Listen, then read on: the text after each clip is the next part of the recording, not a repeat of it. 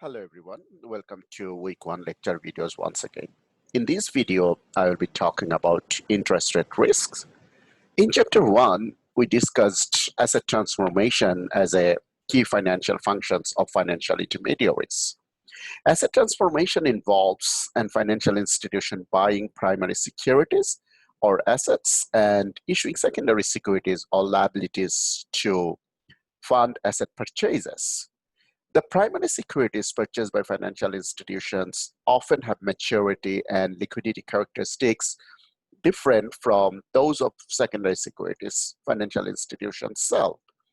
In mismatching the maturities of assets and liabilities as part of their asset transformation function, financial institutions essentially expose themselves to interest rate risk.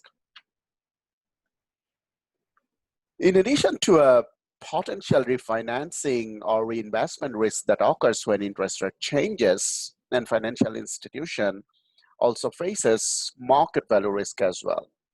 Remember that the market or fair value of an asset or liability is conceptually equal to the present value of current and future cash flows from that asset or liability. Therefore, rising interest rates increase the discount rate on those cash flows and reduce the market value of that asset or liability. On the other hand, falling interest rates increase the market value of assets and liabilities. Moreover, mismatching maturities by holding longer term assets than liabilities means that when interest rates rise, the market value of financial institutions' assets falls by a greater amount than its liabilities.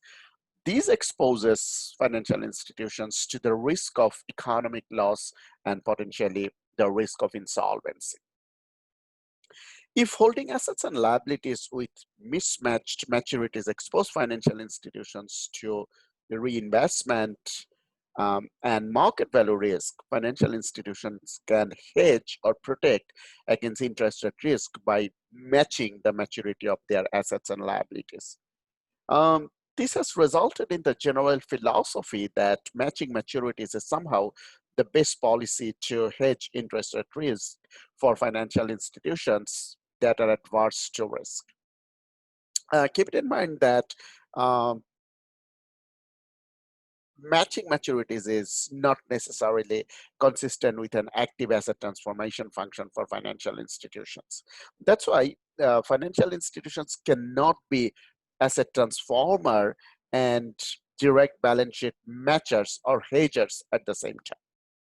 While reducing exposure to interest rate risk, matching maturities may also reduce the financial institution's profitability because returns from acting as a specialized risk-bearing asset transformers are reduced. As a result, some financial institutions emphasize asset liability maturity mismatching more than others. For example, banks and other depository institutions traditionally hold longer term assets than liabilities, whereas life insurance companies tend to match the long-term nature of their liabilities with long-term assets.